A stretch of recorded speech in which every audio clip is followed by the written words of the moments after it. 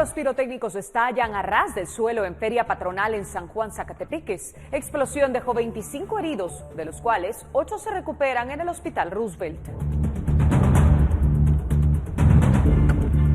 Se desata crisis diplomática entre Guatemala y Colombia luego que el Ministerio Público afirmara que tomaría acciones legales contra Iván Velázquez, ex jefe de la CICIG y ahora ministro de Defensa de Colombia por caso Odebrecht. En nuestro reportaje especial, 28 de los 29 partidos políticos que buscan participar en las elecciones 2023 hasta el momento guardan vínculos entre sí.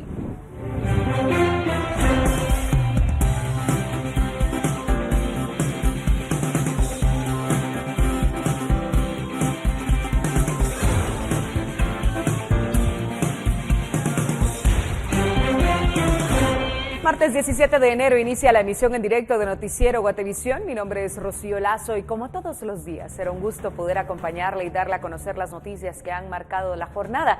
Mucho de qué hablar, así que iniciamos a continuación con los sucesos de las últimas horas. Bomberos voluntarios informaron de un accidente anoche en la aldea El Pilar 2 en San Juan, Zacatepeques, mientras se celebraba una fiesta patronal en honor al Cristo de Esquipulas. Más de 25 personas resultaron heridas cuando una caja de fuegos pirotécnicos estalló muy cerca de donde se encontraban. Vecinos que estaban en el lugar grabaron cómo de un momento a otro la fiesta se tornó en imágenes de pesadilla. Debido a las heridas, 8 personas fueron trasladadas al Hospital Roosevelt y se encuentran estables, aunque con quemaduras de consideración.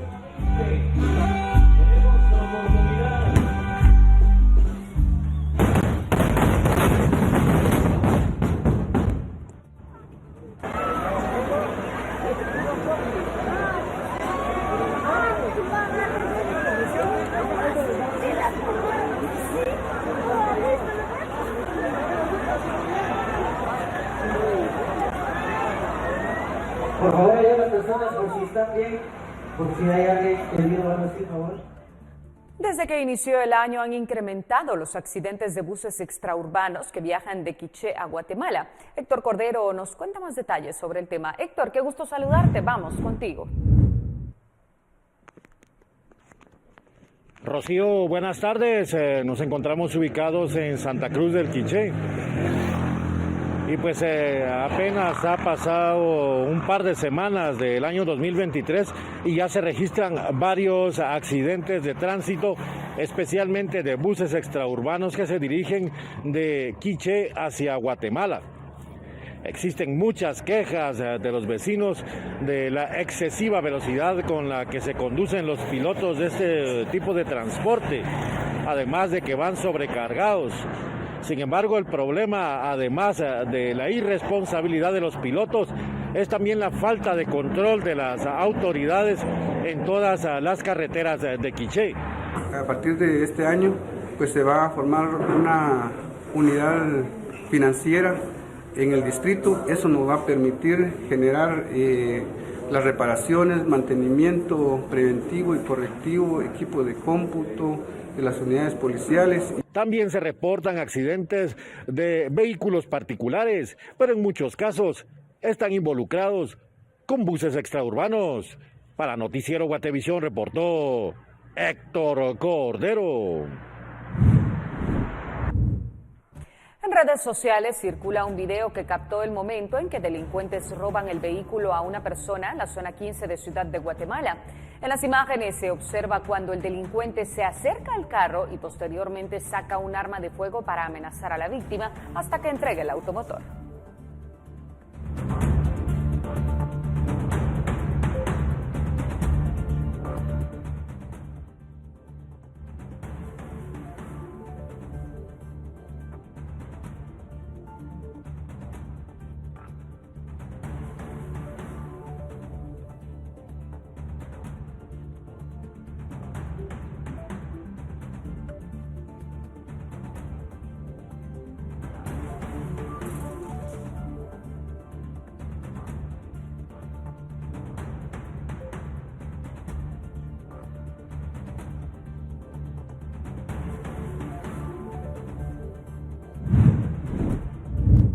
En más sucesos, un hombre fue acribillado esta mañana en la 15 Avenida, final de Jocotales, en la zona 6 de Chinautla. El Cuerpo de Bomberos Municipales atendió la emergencia y justamente vemos en pantalla el momento en el que están realizando estas atenciones. Los socorristas localizan a una persona de género masculino interior de un comercio. Esta persona con varias heridas de proyectil de arma de fuego en diferentes partes del cuerpo. Al momento que se le evalúan signos vitales, lamentablemente esta persona ya se encuentra fallecida. Al lugar hizo presente la señora Marciana Franco Panté, que identifica a su hijo como Juan José Hernández Franco, de 42 años de edad. Bueno, pues al momento se desconocen las causas del ataque hiriente en contra de ella, lo que ya serán las autoridades por quienes investiguen sobre este hecho armado registrado en el extremo de buses de Jocotales de la zona 6 capitalina. En cámaras, Carlos Hernández reportó para Bombero Mundo y Javier Soto. Personas que se encontraban en el extremo de... Bomberos voluntarios informaron que esta mañana fueron alertados para dirigirse a la primera calle y avenida Ramiro Gálvez en la zona 6 de Chinautla, debido a que una mujer había sido atropellada. Al llegar al lugar se constató que ya no contaba con signos vitales.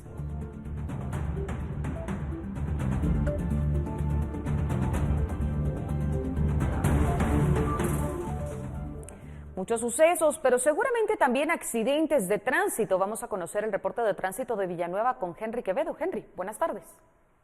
Muy buenas tardes, mediodía de martes, Tránsito de Villanueva le informa sobre las novedades en la movilidad vehicular y tenemos una circulación bastante fuerte de vehículos de transporte pesado que generan movilidad lenta en la ruta del Pacífico con dirección a la ciudad de Guatemala, desde los alrededores del kilómetro 20 hasta el kilómetro 17, sector del túnel.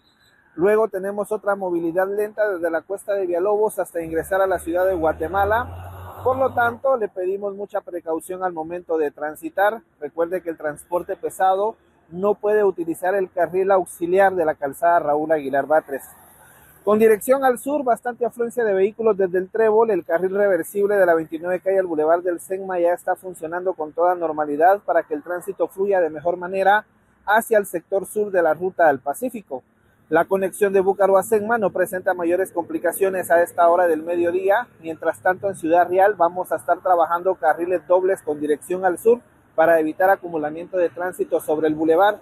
En el Frutal estamos trabajando reversibles. Recuerde que en ese punto hay un colegio bastante grande que genera bastante movilización de vehículos, lo que puede generar tránsito lento en los próximos minutos. Bárcenas y San José con bastante afluencia de tránsito, especialmente en el sector de La Mata y en la Cuesta del Sope con dirección a Milpas Altas. Mientras tanto, en el área céntrica, la circulación vehicular a esta hora del mediodía es bastante fuerte, especialmente en la Quinta Calle como en los alrededores del Parque Central, también en el trayecto de la calle Real por la movilización de los alumnos. Recuerde que en Tránsito de Villanueva somos gente de trabajo, le deseamos la mejor de las tardes.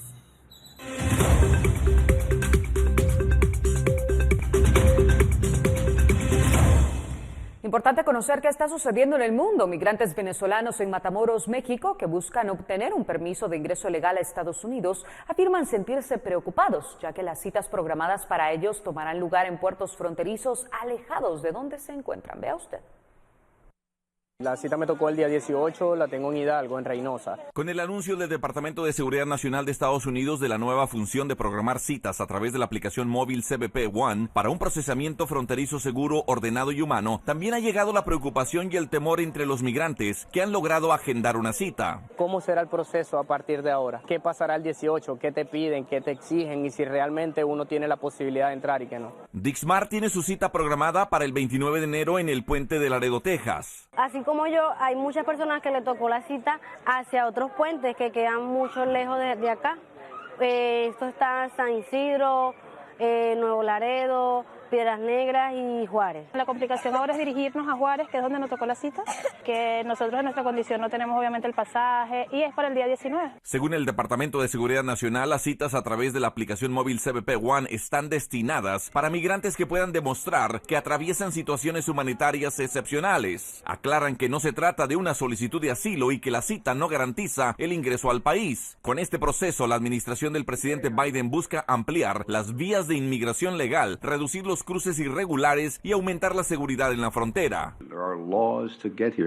Pero los miles de migrantes venezolanos en Matamoros ahora tienen el desafío de trasladarse a diferentes puertos de entrada a lo largo de la frontera, lo cual dicen implica estar expuestos a los peligros, robos y secuestros en México e inclusive sufrir abusos de algunos agentes de inmigración en ese país. Sí, los amenazan, le dicen que tienen que pagar dinero para dejarlo seguir y entonces si no tienen, se lo llevan. Entonces pierden el chance de entrar, pues. E incluso las autoridades acá en México me agarraron ese permiso hace rato y me lo rompieron. Mientras tanto, Joandra con sus hijas tiene fe y esperanza en el proceso. Vamos por el sueño americano, una mejor vida por nuestros hijos, un mejor futuro que es lo que buscamos todos. Víctor Hugo Castillo, Voz de América, Matamoros, México.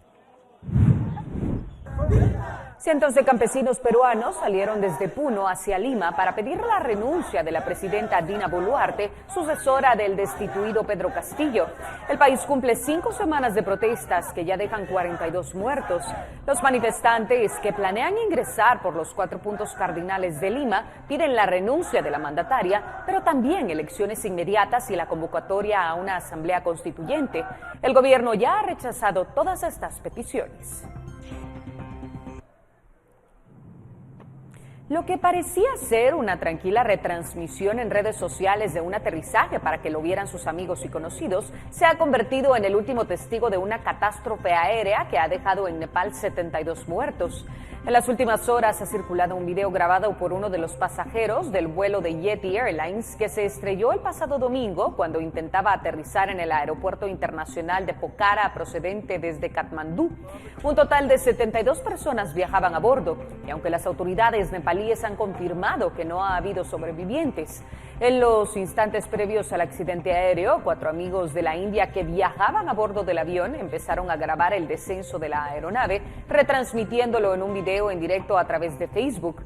De repente, en el video se aprecia cómo el avión parece desviarse con un fuerte estruendo y la cámara del teléfono capta el caos a bordo antes de que la pantalla se llene de llamas.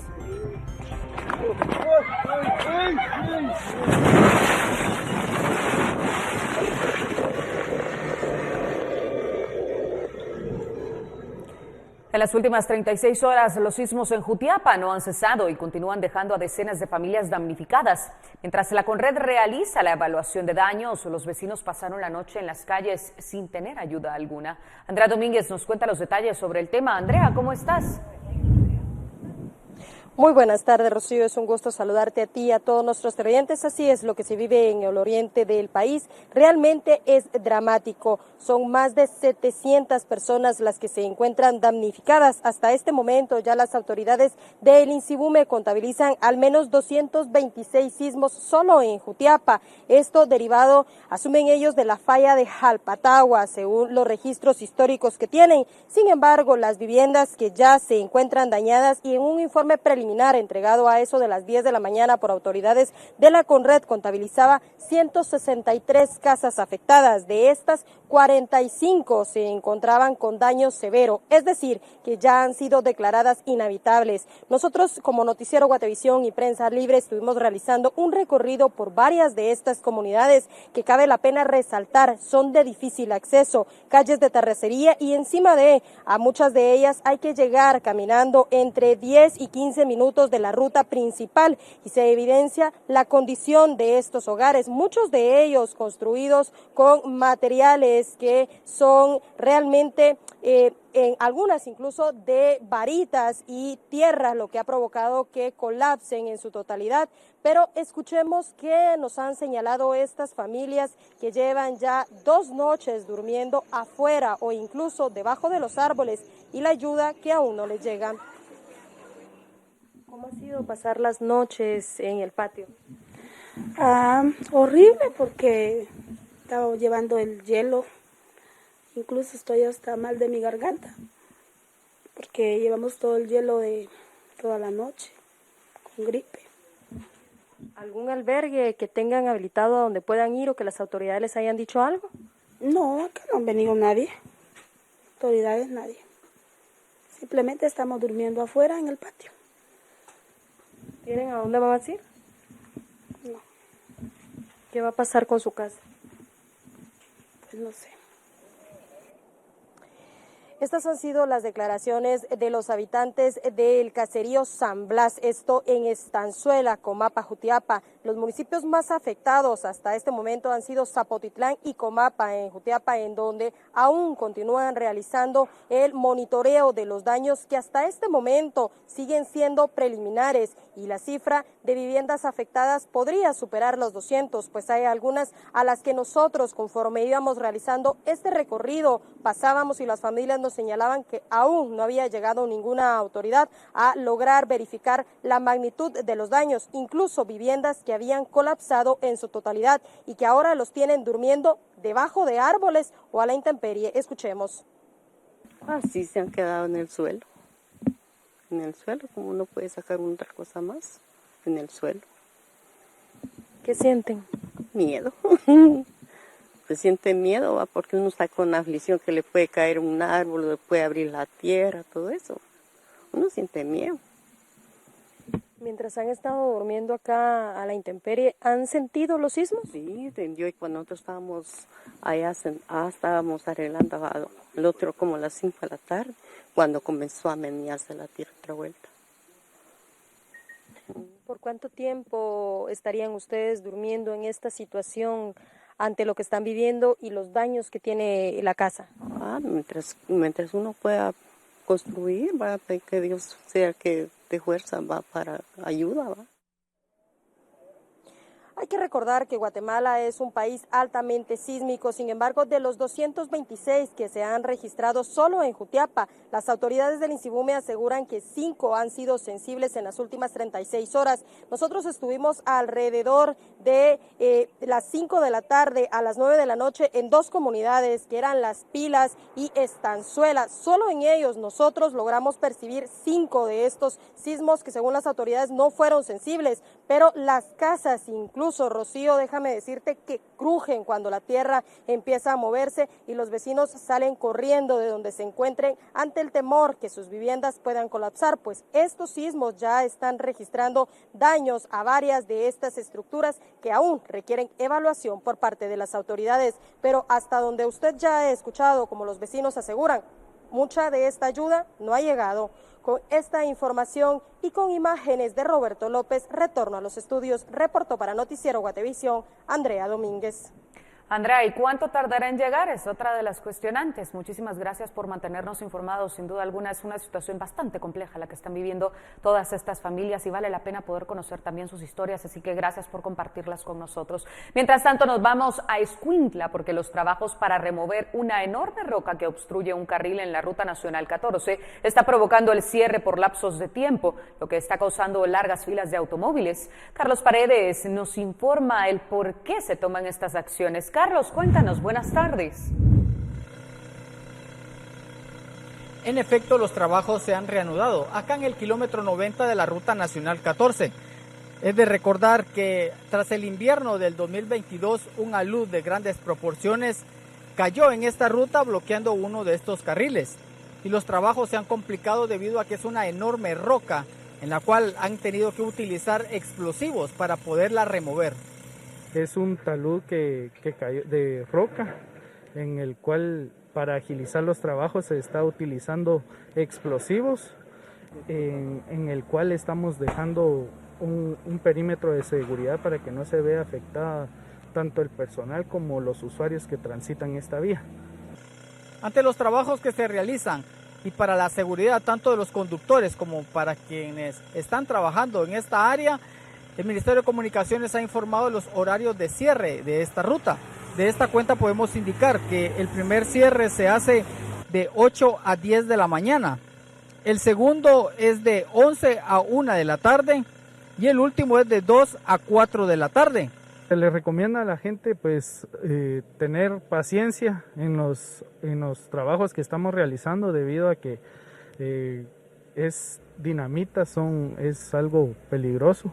También estamos haciendo bloqueos de 2 horas para poder retirar el material y llevarlo a un lugar adecuado y dando vía aproximadamente de 1 hora.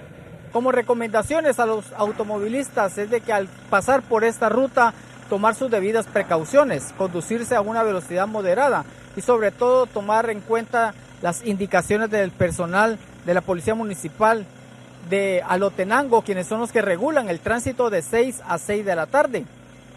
Agregar también que hay pilotos que se molestan ante estos cierres y han amenazado a estas personas que lo único que hacen es velar por la seguridad de los que transitan, por lo que también se le hace el llamado a las autoridades correspondientes a que puedan mantener la seguridad en este sector, ya que algunos de los intendentes de la Policía Municipal han sido amenazados con arma de fuego. Desde Escuintla para Noticiero Guatevisión, Carlos Paredes.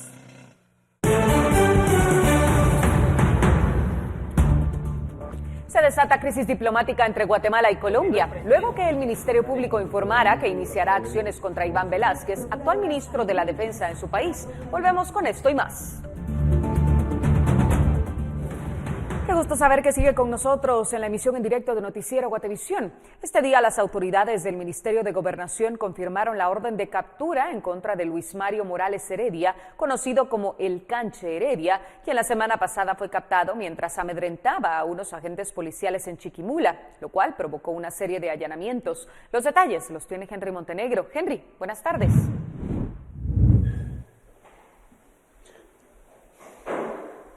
Hola Rocío, ¿cómo estás? Muy buenas tardes, qué gusto saludarte. Y bueno, es que ya ha pasado una semana desde que se difundió el video en el cual se observa a esta persona que ha sido identificada como Luis Mario Morales Heredia, conocido como el Canche Heredia, quien en este caso es buscado por las autoridades luego de que fuera visto y grabado también tratando de amedrentar a dos agentes de la PNC en un juzgado en Chiquimula. Sin embargo, lo que este día se ha confirmado por parte del ministro de Gobernación, Napoleón Barrientos, es que ya se ha girado una orden de aprehensión en contra de esta persona. Recordemos que luego de que se difundiera este video la semana pasada en donde él porta una escopeta calibre 12, posteriormente se llevaron a cabo una serie de diligencias de allanamientos en el departamento de Chiquimula para poder ubicarlo. Sin embargo, en ese momento lo que se mencionó es que no existía ninguna orden de aprehensión en contra de él, ya que no había sido girada la misma. Sin embargo, una semana después se confirma que ya se ha girado la misma y en este caso aún continúa el despliegue policial o al menos de seguridad en el departamento de Chiquimula derivado de esta situación, o al menos así lo ha manifestado el ministro de Gobernación hoy durante una citación en el Congreso de la República. Nosotros mantenemos presencia en el área para darle seguridad a la población.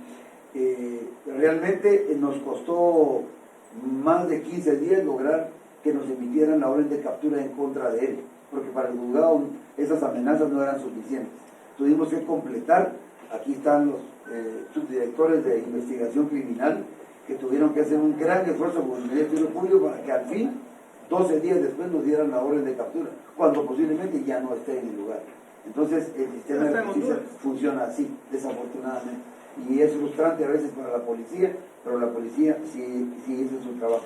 Bueno, y es que esta persona de momento no ha sido ubicada por parte de las autoridades, sin embargo, aún continúa la presencia policial en distintos sitios para poder ubicarlo luego de que se girara esta orden de aprehensión por un juzgado de Chiquimula. En ese momento, los señalamientos que se dan es que esta persona supuestamente tiene algún vínculo con el narcotráfico y es derivado de esta situación que también se han llevado a cabo algunas investigaciones, pero principalmente derivadas de este video que circuló la semana pasada y que generó un despliegue policial en el departamento de Chiquimula. Con imágenes de María José Bonilla, informó para Noticiero Guatevisión, Henry Montenegro.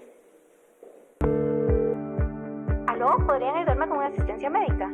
Ahora coordinamos la ambulancia, porque te mereces un servicio clase A. CFS Corredores de Seguros presenta. Muchísimas gracias por interactuar con nosotros todos los días a través de nuestro WhatsApp de Guate Reporta. El primer reporte que le presentamos tiene que ver con la formación de enormes baches en la carretera del libramiento de Chimaltenango. Las imágenes fueron grabadas en la aldea San Miguel Morazán, en el Tejar, específicamente en el kilómetro 59, sentido occidente del país. A pesar del peligro que representan para los automovilistas, el Ministerio de Comunicaciones no ha tomado acciones para eliminarlos. Amiguito, porque vamos a hacer lo que se puede, ahí sentado.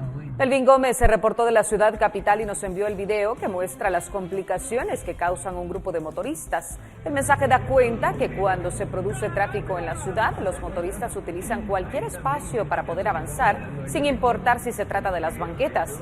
Un abuso que Metra no ha logrado corregir, fue el reporte de nuestro televidente.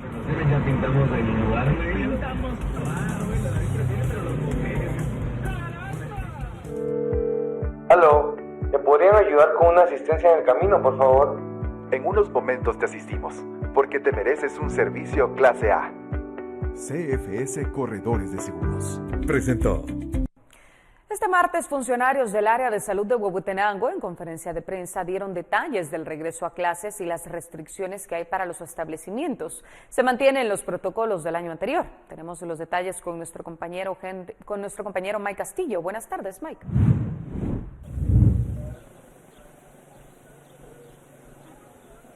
Hola Rocío, qué gusto saludarte a esta hora, compañeros en los estudios, amigos televidentes. Se ha dado a conocer por parte de las autoridades del área de salud las medidas que se estarían aplicando para el regreso seguro a clases después de la pandemia, y hasta ahora es poco los que se conoce, y es que según se ha explicado en conferencia de prensa, siguen siendo los mismos protocolos que se utilizaron el año pasado para este regreso a clases. Es importante mencionar que serán los supervisores de educación los encargados de verificar que los establecimientos cumplan con las condiciones mínimas para poder recibir a los estudiantes. Podemos verificar que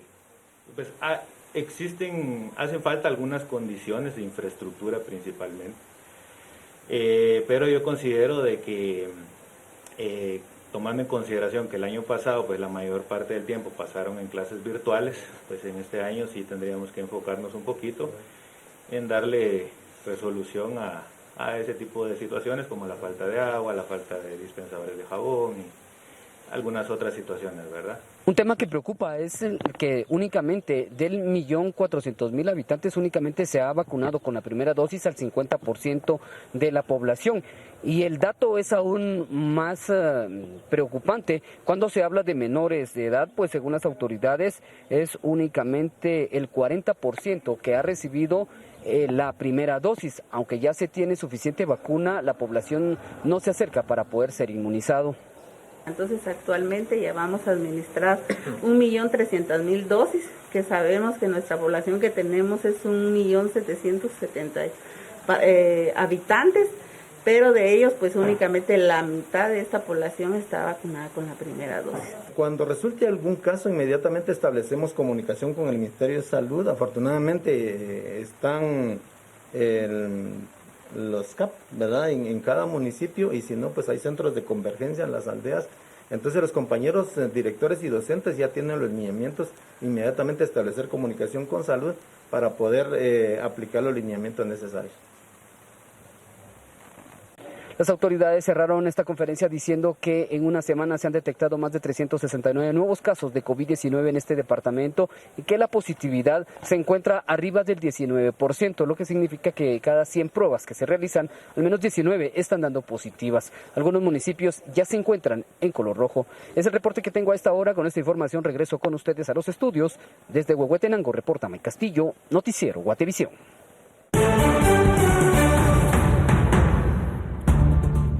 Firman convenio para fortalecer la industria minera en Guatemala. ¿En qué consiste este plan? Volvemos con esta información.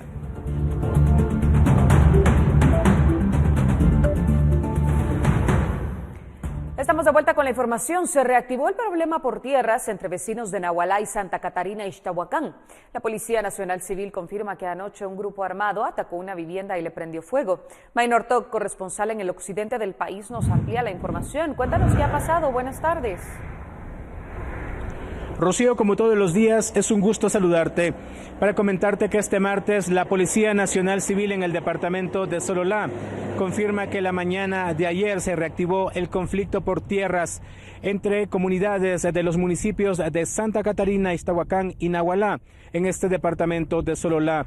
La información oficial da cuenta que ayer en horas de la mañana se escucharon disparos de arma de fuego en el área en conflicto y ayer cerca de las 8:30 de la noche, la Policía Nacional Civil obtiene información que un grupo de hombres fuertemente armados llegó hasta la comunidad de Xolcajá, esto en Nahualá, para incendiar por lo menos 2 viviendas. Las fuerzas de seguridad no confirman a esta hora del mediodía si derivado de estas acciones violentas hay personas fallecidas o si hubo personas heridas. Las fuerzas de seguridad anoche también obtuvieron información que el mismo grupo armado que prendió en llamas las 12 viviendas se dirigían anoche al centro de Nahualá para atacar la subestación de la Policía Nacional Civil. Las fuerzas de seguridad, tomando en cuenta esta información, evacuaron a todo el personal policial y lo trasladaron a otro punto de este departamento. A esta hora del mediodía ya circulan fotos y videos de las acciones delictivas que ocurrieron ayer en el área en conflicto. Y es que los vecinos de ambas comunidades, tanto de Chirijosh, que se ubica en Santa Catarina, Ixtahuacán, como de Xolcajá, en Nahualá, están pidiendo a las fuerzas de seguridad y a las fuerzas de gobierno envíen Policía Nacional Civil para que prevalezca la paz en esta área en conflicto. Noticiero Guatevisión ha buscado la forma de comunicarse vía telefónica con el gobernador de este departamento para obtener información acerca de las acciones que Policía Nacional Civil lleva en el área en conflicto. Rocío, es cuanto tengo que informar con relación a esta nueva ola de violencia que afecta a varias comunidades en estos municipios que, reitero, pues desde hace varios años reclaman la posesión de varias hectáreas de terreno en la finca El Alto. En Sololá, para Noticiero Guatevisión, Minor Talk. Pareciera ser una problemática que no tiene fin. Muchísimas gracias por mantenernos informados. Con el objetivo de propiciar el fortalecimiento de la industria minera de Guatemala, Cámara de Industria de Guatemala, la Gremial de Recursos Naturales, Minas y Canteras y la Cámara de Comercio Guatemalteco-Canadiense firmaron un convenio de cooperación para promover el intercambio de conocimiento, atracción de inversión y consolidación de relaciones comerciales entre ambos países. Fernando Cabrera nos cuenta un poco más al respecto. Fernando, vamos contigo.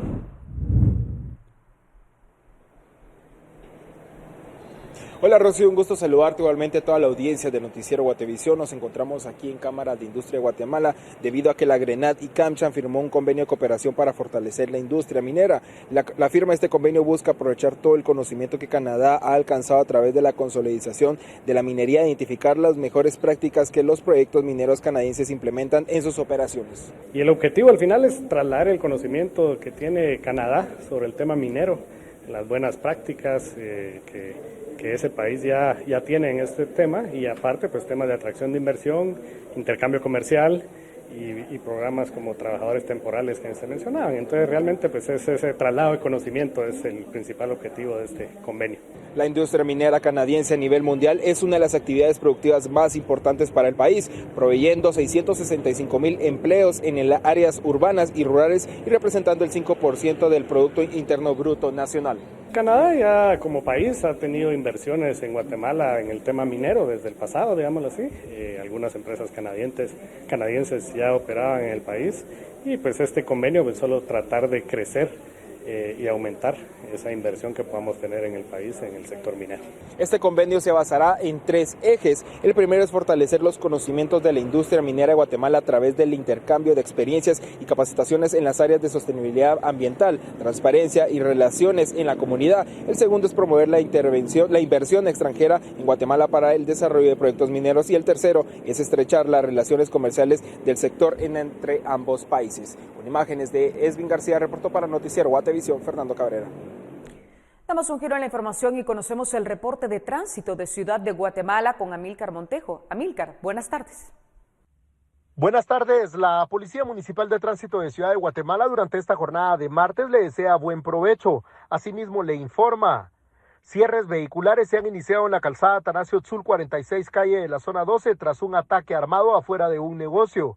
Una mujer murió sobre paso peatonal, no ha sido identificada y el Ministerio Público está arribando al lugar. En la calzada José Mía 15 Avenida de la zona 6 tenemos un cabezal con averías mecánicas. Una grúa ha sido coordinada, le solicitamos mucha precaución. En el periférico 9ª calle de la zona 7 ya están retirando un vehículo de transporte pesado, el cual va a ser remolcado. Esta situación ha dificultado el tránsito que se dirige hacia la calzada San Juan. Un bus de transporte escolar se encuentra con averías mecánicas en la subida del puente San Cristóbal hacia Ciudad San Cristóbal, situación que ha impactado en la movilidad proveniente de la colonia Las Charcas. En el puente El Trébol, zona 12, tenemos la colisión de un automóvil y un tráiler. No reportan heridos, ambos vehículos están siendo retirados. En la segunda calle 10ª avenida de la zona 15 tenemos un vehículo con fallas mecánicas. Ya se realizan las acciones necesarias para que no interrumpa el tránsito proveniente de la zona 10. En el Boulevard Liberación, 6ª avenida de la zona 9, tenemos la colisión de 2 automóviles. No reportan lesionados. En la calzada Roosevelt, 13ª avenida de la zona 11, se está retirando la motocicleta y un automóvil que están involucrados en una colisión. No hay heridos. La Policía Municipal de Tránsito de Ciudad de Guatemala se queda a sus órdenes las 24 horas y puede contactarnos en el teléfono 2380-1099. Le deseamos éxitos en sus actividades diarias.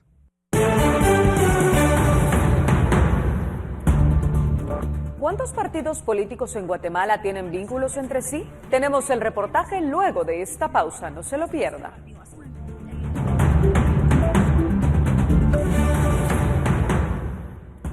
Estamos de vuelta y estamos a 4 días de que el TSE convoque a elecciones generales. ¿Quiénes son los políticos que van a hacer hasta lo imposible por competir por un puesto público? 28 de las 29 agrupaciones inscritas hasta el momento guardan vínculos entre sí. Nuestro compañero Carlos Kestler nos presenta todo el panorama en este reportaje especial. Vea usted. Esa época en la que los políticos nos quieren vender la idea de que van a transformar nuestro país. Este año son las elecciones generales y los candidatos están listos para presentar sus cartas. Lo importante aquí es dejar de enfocarnos tanto en un candidato y ver más el proyecto que hay detrás. Lo que hay detrás, veámoslo. Al menos 29 partidos políticos van a participar en estas elecciones. Podría haber más, pues el Tribunal Supremo Electoral, el TSE, contabiliza otros 29 comités cívicos que buscan volverse agrupaciones formales. Pero hablemos de los que ya están listos para jugar las cartas. ¿Quiénes son? Los caudillos, ¿verdad? Que no son líderes realmente representantes de un conjunto de ciudadanos y de ciudadanas, sino más bien son personas que dicen yo quiero ser presidente. De los 29 partidos que este año nos prometerán cambios, 28 mantienen vínculos entre sí. Algunos nacieron de otros por pugnas internas. Un grupo compartió candidatos en algún momento. Unos literalmente son familia, mientras que otros recibieron a quienes abandonaron ciertos partidos. El problema que nosotros vemos acá no solo es la cantidad de los partidos, sino qué significan estos partidos en nuestro sistema político. La mayoría de partidos políticos en este momento están siendo utilizadas por distintas redes, ¿verdad?, de político-económicas ilícitas o grupos de interés para lograr posiciones en el gobierno y en el Estado, no para implementar un programa político, un programa de transformación social, sino para servirse de las posiciones en el Estado para su propio beneficio. Cada carta pertenece a una rama principal, que juntas forman un bosque, una maraña de hilos enredados y entrecruzados, dicen los expertos. Para entender cómo llegamos hasta aquí, es necesario un poco de historia. En los 50, los partidos no eran como los que tenemos hoy. De acuerdo con los historiadores, tenían ideologías, es decir, no dependían de una persona, sino de propuestas acerca de cómo gobernar a largo plazo. Por ejemplo, si la educación debía ser gratuita o no. Algunos representantes de esos partidos con ideas claras eran estos: el Movimiento de Liberación Nacional, de corte capitalista, el Partido Revolucionario, del ala socialista, y la Democracia Cristiana Guatemalteca, del centro. Pero algo pasó en 1993, el Serranazo, cuando el expresidente Jorge Serrano Elías intentó solito disolver el Congreso y fue destituido días después. Como consecuencia, en aquella época, un grupo de funcionarios y empresarios impulsó una depuración de la política en nuestro país. Siendo toda la élite política o toda la clase política partidaria es corrupta, tenemos que sacarlos de ahí, y se hacen, digamos, una consulta popular, se hacen nuevas elecciones, y en este proceso estos partidos históricos quedan efectivamente muy debilitados. Y así se abrió el camino a los partidos que tenemos este 2023. Desapareciendo, digamos, los partidos políticos, ideológicos y programáticos, lo que pasamos a tener son partidos entendidos como vehículos electorales, partidos que se crean para postular a personas a la presidencia. Veamos cómo fue entonces. Del MLN, el capitalista, nació el Partido Nacional Renovador. De este, en el que participó el expresidente Álvaro Arzú, surgió el PAN, cuyo secretario actual es el diputado Manuel Conde Orellana. En los 90, desacuerdos dentro del PAN provocaron que Arzú fundara el Unionista, que hasta hoy es liderado por su hijo, el parlamentario Álvaro Arzú Jr. De otra pelea en el PAN también nació Victoria, manejado por la familia Rivera, en especial Amílcar Rivera, exalcalde de Misco. La facción más nueva de esta rama del árbol es la Comunidad Elefante, formalizada en 2022 por Hugo Peña, ex candidato de Unionista y ex asesor político de varios presidentes, como Alfonso Portillo y Álvaro Colom. Entonces lo que pasa es que yo, en vez de adherirme a un proyecto ya existente, construyo un propio proyecto yo, donde yo voy a ser la protagonista. Yo no quiero adherirme a algo más grande que yo, sino la que quiere el beneficio es una persona en específico. El Unionista, Elefante y Victoria no son los únicos hijos del PAN.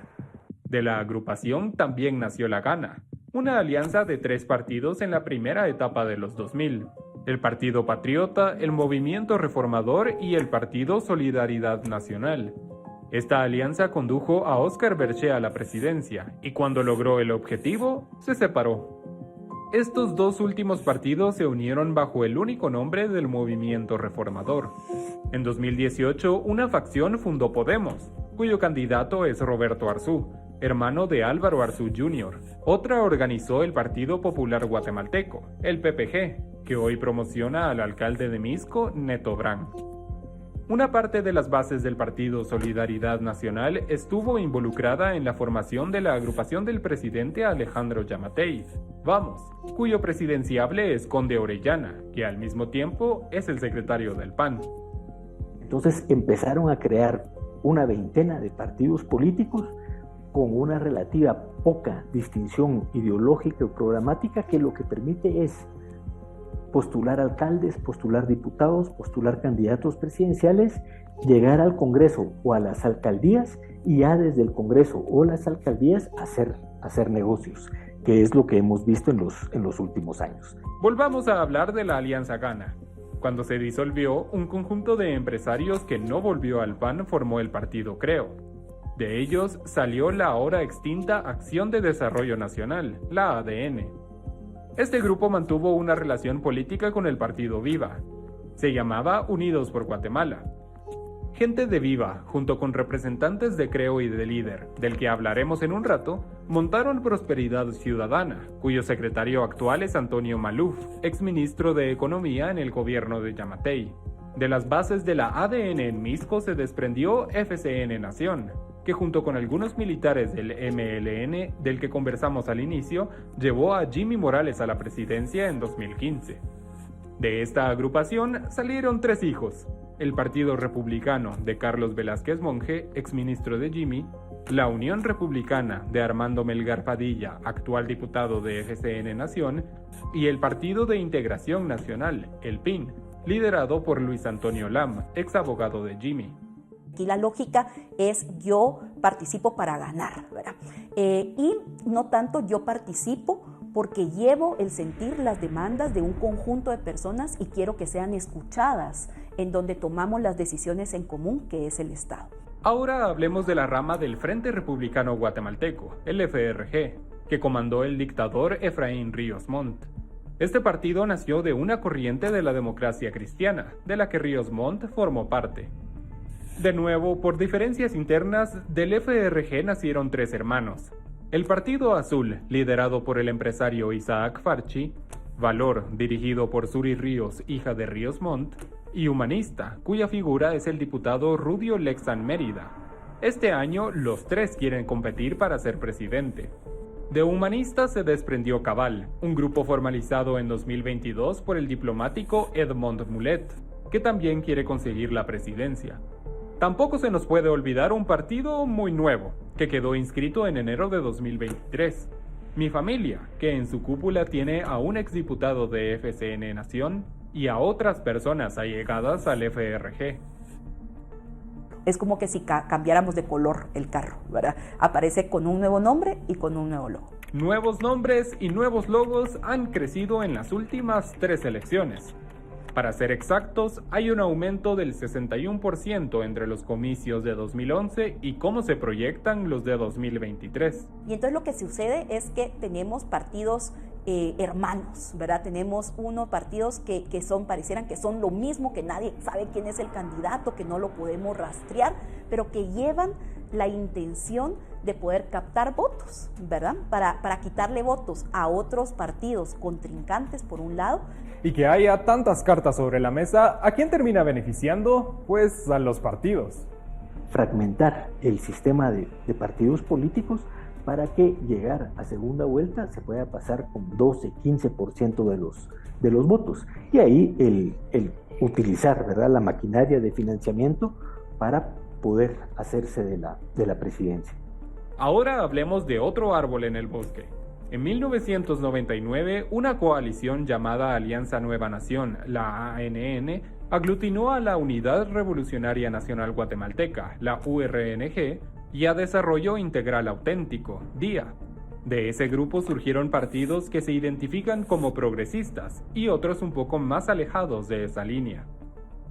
En el 2000 comenzó la formación de la Unidad Nacional de la Esperanza, la UNE, luego de que Álvaro Colom fracasara en su intento de lograr la presidencia con la ANN. El partido UNE fue organizado en buena medida por Sandra Torres, que hoy es su presidenciable. Por estas fechas también nació Bien, una agrupación integrada por agrónomos liderados por Fidel Reyes Lee, cuyo hermano Edgar Raúl estuvo en las filas de la UNE. De esa UNE nacieron 4 hermanos. El mayor es el extinto líder, de Manuel Valdizón. El segundo es Todos, de Roberto y Felipe Alejos, cuyo candidato presidencial es el abogado Ricardo Sagastume. En 2022 se desprendieron Voluntad, Oportunidad y Solidaridad, mejor conocido como VOZ, de los diputados Carlos Barreda, Orlando Blanco y Mario Taracena, así como Nosotros, formado por Nadia de León, hija de Sandra Torres. En VOZ participa Manuel Villacorta, que en 2019 fue el presidenciable de WINAC, que nació de la URNG, al igual que el Movimiento para la Liberación de los Pueblos, el MLP, cuyo candidato presidencial es Telma Cabrera. Y no nos olvidemos de 2 últimos partidos. Cambio surgió de líder y lo dirigen los hijos de Valdizón, Jorge Eduardo y Manuel Antonio, junto con el empresario Carlos Pineda. El movimiento Semilla nació en 2018 luego de las protestas ciudadanas que tumbaron el gobierno de Otto Pérez Molina. Uno de sus precursores fue Alberto Fuentes Knight, quien se desligó del partido antes de que se formalizara por estar implicado en un caso de corrupción en el gobierno de la UNE. Fuentes Knight fue ministro de Álvaro Colom. Los partidos políticos solo son los medios por los que la política es viable en la democracia que tenemos en la actualidad en Guatemala. Entonces, no es que tengamos que recuperar los partidos políticos, es que si queremos que el país cambie, necesitamos más gente, más personas interesadas en la política. Y creo que algo importante es no desmotivarse. Creo que para las personas que votan por primera vez se puede ser también cansado el pensar que están entrando a participar en un sistema que ya no les va a responder a ellos o que no los va a incluir a ellos. Creo que lo importante es que sepan que el cambio al final empieza en ellos y empieza yendo a votar. Y para elegir una de estas cartas hay que empadronarse, es decir, habilitarse para votar. Los jóvenes son el segmento de la población que menos lo había hecho hasta la segunda semana de enero. Si lo pensamos bien, ellos podrían definir el futuro del país. Según cálculos que hicimos con base en el Instituto de Estadística y el TSE, falta que alrededor de 1.6 millones de jóvenes se empadronen. Juntos podrían decidir cuál de estas cartas gana, pues suman más votos que la cantidad que Yamatei consiguió en la primera vuelta de las elecciones de 2019, solo como un ejemplo. Algo que sería beneficioso es que nosotros como jóvenes, antes de conocer a los candidatos, antes de conocer a los partidos, nosotros mismos hagamos una lista de qué consideramos importante en un candidato o qué consideramos importante en una propuesta política o cuáles son nuestros no negociables. Para mí puede ser prioridad el proyecto económico, para alguien más puede ser prioridad el proyecto social. Y una vez ya tengamos esta lista y nos conozcamos más políticamente a nosotros, ya podemos comparar qué partido o qué candidato se va acercando más a estos ideales. Y nada va a cambiar en Guatemala si seguimos participando, llevándonos por una música, por un logo, llevándonos por lo que dice mi tía en el almuerzo, ¿verdad?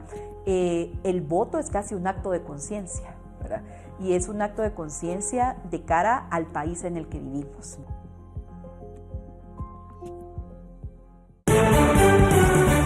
Cinco minutos para las 2 de la tarde. El presidente de Colombia reacciona por vinculación de su ministro Iván Velásquez a supuesta corrupción.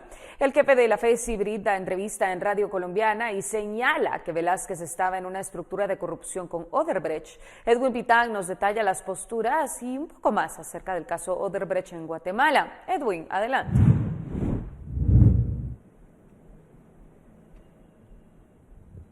Hola, muy buenas tardes. Un saludo cordial a toda la audiencia del noticiero Guatevisión. Han surgido nuevas reacciones luego que la Fiscalía Especial contra la Impunidad del Ministerio Público anunciara nuevas órdenes de detención contra exfiscales del Ministerio Público y funcionarios de la inhabilitada Comisión Internacional contra la Impunidad en Guatemala, CICIG.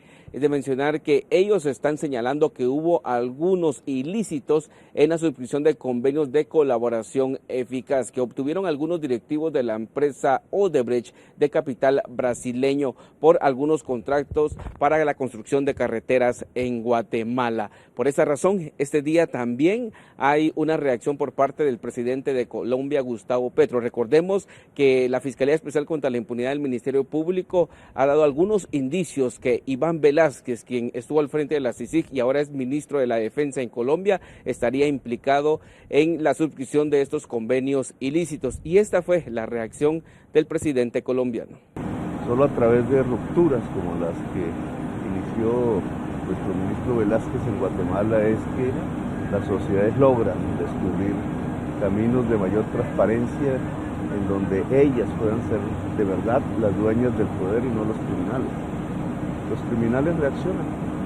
Nosotros no vamos a permitir que en esa reacción, asumiendo él un puesto que tenía que ver con las Naciones Unidas, con transparencia, honestidad, sea atacado por lo que ha hecho, sea perseguido por su lucha contra la impunidad, sea acorralado por quienes ejercen esa impunidad. Así que lo defenderemos, él seguirá siendo nuestro ministro. Si Guatemala insiste en apresar hombres justos, bueno, nosotros nada tenemos que hacer con Guatemala.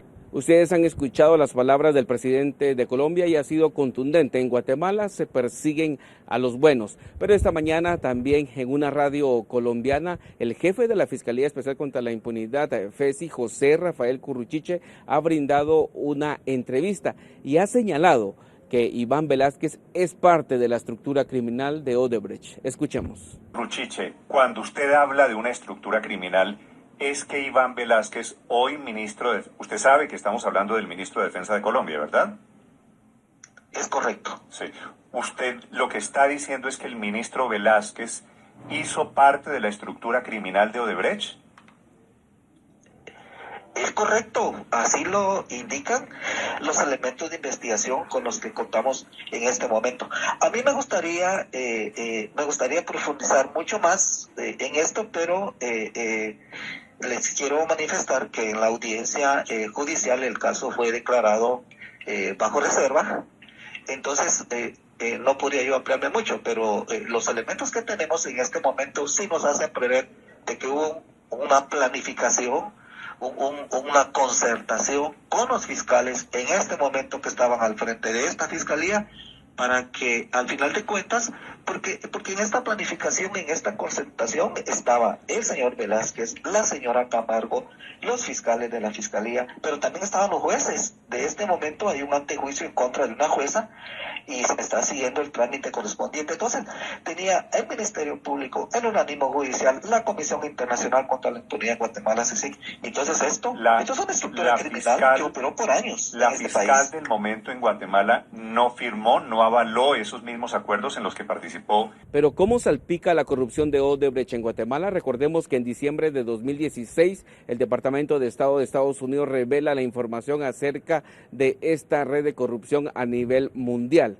Posteriormente se inician las pesquisas en 2017, según la información que brindó en su momento el Ministerio Público. Y en 2018, específicamente en enero, se dan las primeras capturas en Guatemala. Pero recordemos que en este caso, durante los procesos que ya se están dilucidando en los tribunales, hay actores principales. Entre ellos está el exministro de Comunicaciones, Alejandro Sinibaldi, el excandidato presidencial, Manuel Valdizón, y también está Carlos Arturo Batres, un empresario. Según la investigación, hay sobornos que se pagaron por medio de Sinibaldi, de sus empresas o algunas que estaban vinculadas a él. Se negociaron algunos sobornos por porcentajes de 7.5% en comparación de los contratos de construcción de carreteras que estaba suscribiendo en su momento Odebrecht. Posteriormente, esos pagos se hicieron a algunos bancos en el extranjero, según las investigaciones que tiene en sus manos el Ministerio Público y la propia FESI. Y los montos que se han dado a estos personajes principales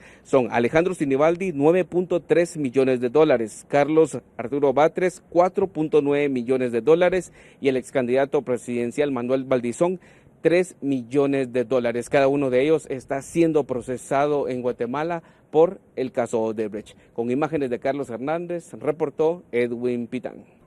Edwin, y como respuesta a la intención del Ministerio Público de investigar a Iván Velázquez, el presidente colombiano llamó a consultas a su embajadora en Guatemala. El gobierno de Yamatei hizo lo mismo con la embajadora en Colombia. ¿Estamos ante una inminente ruptura de relaciones entre ambos países? Carlos Kestler nos explica. En el mundo diplomático, los países tienen varias opciones para mostrar su inconformidad por lo que ocurre en una nación amiga. Una de ellas es llamar a consultas a un embajador, que significa retirarlo del país amigo por un momento para reevaluar qué estrategia seguir ante una crisis. Básicamente es una muestra de desagrado, de molestia. Sin embargo, eso no significa un rompimiento de relaciones diplomáticas entre ambos países, sino únicamente es esa primera etapa de la crisis. Es un punto inicial de la crisis en donde únicamente se está dando señal de que hay inconformidad. Para los internacionalistas, esta medida es el punto inicial de lo que puede desencadenar un roce diplomático aún más grande. Luego de ese llamado a consultas, los embajadores pueden o no regresar a los países, porque como toda crisis, puede haber una crisis que se apaga en corto, pero también pueden haber crisis que vayan escalando dependiendo de la gravedad de las crisis. Un conflicto entre dos países podría terminar en la ruptura de sus relaciones diplomáticas. Eso significaría que ya no habría acuerdos comerciales ni embajadas, por ejemplo. Pero ahora, con lo que tenemos en la mesa, ¿eso podría ocurrir entre Guatemala y Colombia? Escuchemos. Es un escenario muy poco probable, de hecho se invoca a un artículo de la Convención de Viena de Relaciones Diplomáticas, que es el artículo número 45, que establece ya que los países se van a separar por completo y luego hay que incurrir en un proceso complejo para culminar con el rompimiento de la relación. Por eso creo que es poco probable, pero ahí sí, digamos, ya no existiría oportunidad de comerciar o de negociar, como sucede, por ejemplo, con el caso de Cuba y Estados Unidos. Recordemos que Iván Velázquez fue el jefe de la CICIG en Guatemala entre 2013 y 2019 y estuvo a cargo de procesar por corrupción a varios funcionarios y empresarios, incluido al expresidente guatemalteco Otto Pérez Molina, por varios casos, incluyendo el famoso proceso de la línea. En una declaración a la agencia EFE, el presidente Yamatei llamó a la cordura a su homólogo colombiano Gustavo Petro y afirmó que el Ministerio Público de nuestro país está investigando a Velázquez y que no se trata de ninguna persecución penal dirigida específicamente en contra del excomisionado y ahora ministro de Defensa colombiano. Con imágenes de Esvin García para Noticiero Guatevisión, Carlos Kestler.